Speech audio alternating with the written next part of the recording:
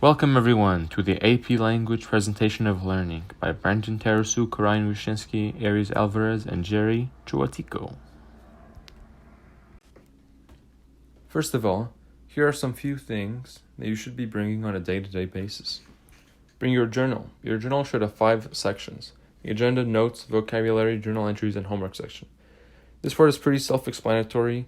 Any work that you do will be organized into one of these categories, so whether it's a day goes by or a month goes by and you need to find your work, you'll have easy access. Second, bring your books. There are 2 books. Bring your language of composition book, that's the short and thick one, and bring your rhetorical devices booklet. Finally, you should be bringing a few writing utensils, which may include 2 or more black or blue pens, highlighters, red pens, and whiteout. Bringing your materials are crucial to your everyday work and learning experience. This is one of the few things you should do, as you will see in the next slide. Hey guys, it's Ryan, and here are the do's of Dr. Grekov. First of all, there are a few basic rules in any classroom really that are only here to be reinforced. Do your homework on time. Do all assignments. These 2 are pretty straightforward. Even 1-0 can severely lower your grade, and even though each assignment is worth the same, you don't want to reconsider your choices the last week of December or May. It is also super important because unlike previous years, Dr. Grekov does not accept late work. For those of you who had this problem of responsibility in the past, you really have to step up your game for this class. Next, remember to bring materials every day, be respectful to everyone, including the teacher of course, and arrive before the bell. If you have had Dr. Grekov before, you know this, but if you haven't, listen up. Bi-weekly participation grades are grades worth the equivalent as an assignment based on your behavior towards yourself and others and your willingness to learn. This basically means if you're not moaning and groaning in the back of class, if you come to class ready to silently endure whatever comes your way, if you do all your assignments to the best of your ability, you will most likely get a good grade. Those who go above that by actively raising their hands and asking to pass out papers are the ones who will receive higher scores. It's not a competition of who can answer more questions. Just be mentally present and active in learning in class, and you will be fine. Next, the do nots. This is just a reference of what I described. If you are rude, purposefully or not, and Dr. Grekov notices, a warning or 2 may be entitled, "But every action either counts towards or against you in the gradebook, so be wise." Regardless if you're passing notes, jokes, AirPods, or gum, know that you are none the wiser, and whether you get caught or not, you are really just missing out on valuable information that you might be scrambling to get the week before the test. Sarcasm is a pet peeve of Dr. Grekov's, so don't use it in conversation or in writing. Also, if you are sick, you will be politely ordered to sit in the back, far away from the teacher. You won't lose points over something you can't control, obviously, but it only hinders your and potentially others' ability to learn. So stay healthy. Now, let's talk about the AP exam. Although our class was unable to take the original AP exam that was planned, we still learned and practiced a lot throughout the year for our version of the test.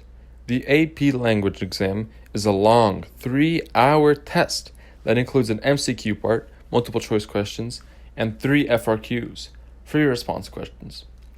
The multiple choice section for the exam consists of 45 questions that should be completed in 1 hour and is worth 45% of your score. 23 to 25 of the questions are reading questions, which are based on the passages given. The other 20 to 22 are writing questions based on grammar and vocabulary. The multiple choice section consists of 5 sets of questions, each with their own passage. After the MCQ, you will be given 2 hours and 15 minutes to complete the 3 FRQ questions, which are worth 55% of your score. Each FRQ is different and tests the students on different aspects of the course they have learned throughout the year. One of the FRQs is an argumentative essay, in which students will create an evidence-based argument that responds to a given topic. The second FRQ is the rhetorical analysis essay, which tests students on their analysis of the writer's rhetorical strategies and how the strategies correlate to the overall meaning and purpose of the text. The next essay is the synthesis essay, final essay, which is very similar to an AP History DBQ, except without the history. In the synthesis essay, students will read 6 to 7 passages about a topic and create an argument that uses at least 3 of the sources to support their thesis. Each essay should take approximately 40 minutes to write and another 15 to read and analyze the text for the synthesis FRQ. Due to the pandemic, however, the AP language exam format was significantly shortened. Our test this year, the MCQ and 2 FRQs, were cut from the exam, and the online exam consisted of one rhetorical analysis essay that lasted 45 minutes. Although it may have felt like we unnecessarily spent time in class practicing for parts of the exam we were not going to take, our work benefits us as effective readers and writers, and the rhetorical analysis FRQ incorporates a majority of the important topics taught throughout the year, like rhetorical strategies, appeals, and devices. Rhetorical strategies. Rhetorical strategies are important to study and learn since they help you write a cogent rhetorical analysis essay in the AP exam. Using these strategies effectively are crucial in order to receive points for the essay. Different rhetorical appeals in different rhetorical situations in passages help the reader become more engaged or persuaded. Here are some examples. Ethos is based on how credible a writer is. So, for example, reading an article on expected neuroscience developments in the next 10 years would be better received if the author is a lifelong dedicated famous professor or doctor at a prestigious university or company. It would not make sense to blindly trust the ideas of an author if they are not known or not even involved in the field in any way. Logos is an appeal to logic and reasoning. By using facts, statistics, or even charts and graphs, the authors show their claim is concluded through the objective analysis of reality, so the reader can likewise form the same conclusion to follow and agree with the author. It just makes sense. Pathos is how a reader or the audience is affected emotionally. Authors tap into readers' established feelings. This can be used in conjunction with other literary devices. In writing, an author can compare the tax system to a rainforest, so in arguing against the removal of taxes, the author can describe the removal as a burning down of a rainforest. So, of course, no one would want that. This can also be seen in films with facial expressions, background music, and even color saturation. The rhetorical situation consists of the text, author, audience, purpose, setting, and exigence. The text is the type of source it is, like a book or an article. The author is the author of the text, believe it or not, and the audience is for who the author intended to write it to. The purpose is why they wrote it, for example, if they wanted to inform or persuade the audience on a specific topic. The setting is the time and place they wrote it, so when and where in time, in history, as well as the social atmosphere surrounding that time. The exigence includes the circumstance and issues that push the writer to write the text. The tone of the writer can show how the writer felt about that text, like a didactic tone means the writer wanted to teach the material, or an exasperated tone is used if they feel strongly about the subject. These are just the beginnings of the terms of one essay. Obviously, you will go into more specific detail over the course of the next few months, but this is just an example, a little taste, to show you what you can expect to see and work with. Goals of AP Lang. Whenever you take a course, it is important to have goals in order to have something to strive for and accomplish by the end of the class. The main goal for an AP Lang class should be to focus on analysis, argument, synthesis, critical reading, and improvement of writing. In order to achieve this goal, first you need to know how to analyze and interpret samples of good writing. To do this, you need to identify and explain an author's use of rhetorical strategies and techniques by applying these effective strategies in their own writing and create arguments based on readings, research, or personal experiences. Second, you need to produce expository, analytical, and argumentative compositions with a complex central idea by having developing it from appropriate evidence from sources cogent explanations, and clear transitions with a stylistic maturity. Thirdly, you should move effectively through the stages of the writing process of research, drafting, revising, editing, and review. To effectively move through the writing process, you must write thoughtfully, make your work suitable to your audience, and evaluate and incorporate documents. Over the course of the year in AP Lang, students write many practice essays to help prepare themselves for the exam. One of my essays was a rhetorical analysis on Virginia Woolf's Death of the Moth. The assignment came from our language and composition textbook, and we were tasked to write an essay and then bring it back to class for peer review. On this particular essay, I received a 4 out of 6 and lost points in the sophistication and evidence categories. In this essay, I described the author's rhetorical choices, such as their abstract diction and clever use of short syntax, and connected it with my thesis. However, I could have gone one step forward and discussed the importance the choices have on the author's purpose and their presentation of ideas. In the sophistication category, I lost points because I failed to incorporate the rhetorical situation into my analysis, and I could have used more descriptive adjectives.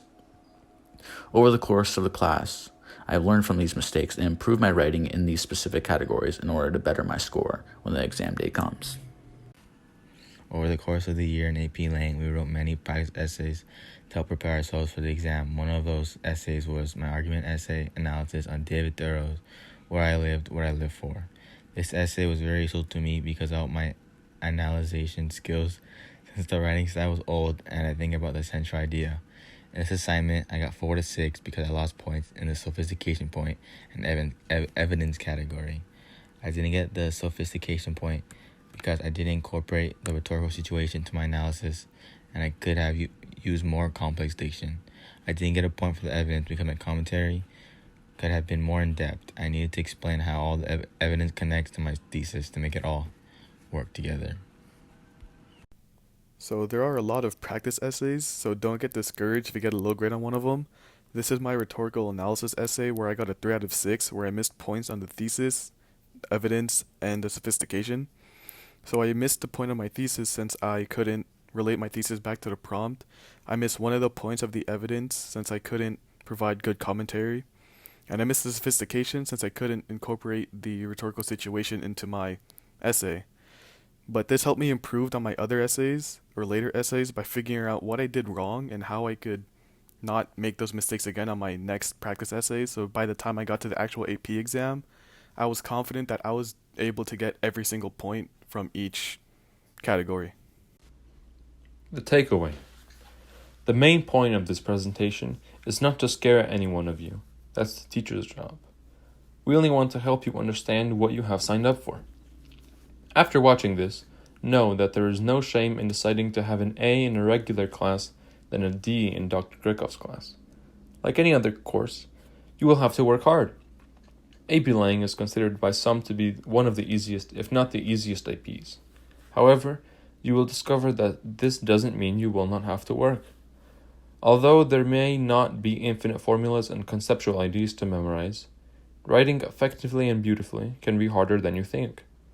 Personally, one of the main differences I noticed comparing my 10th grade English class with Dr. Grechov with my junior AP Lang course is the amount of work. In the honors class, there were some projects and a good amount of homework, but in the AP class, not only was there at least twice the amount of essays, but different assignments from different books also pile up. Especially if you are taking more than one AP class. Organization is important, and being on top of things can never go wrong. Another minor detail others might not tell you, sometimes in the 10th grade class there might be a few troublemakers who try to make the class a bit more entertaining. There is really no room for that in the AP class. I'm all for having fun and goofing off, but in this class, for better or for worse, there was none of that. Maybe it was the amount of hard-working and dedicated students, rather than the curriculum itself, that contributed to this, but regardless, your greatest source of comedy, if it's not someone who doesn't care about their work and participation grade, will be Dr. Grechov. And that's not a bad thing, too. Anyways, be prepared to learn, be ready to work, remember to stay positive, ask any and all questions if you have them, make some new friends in group chats, and remember to strive for that 5.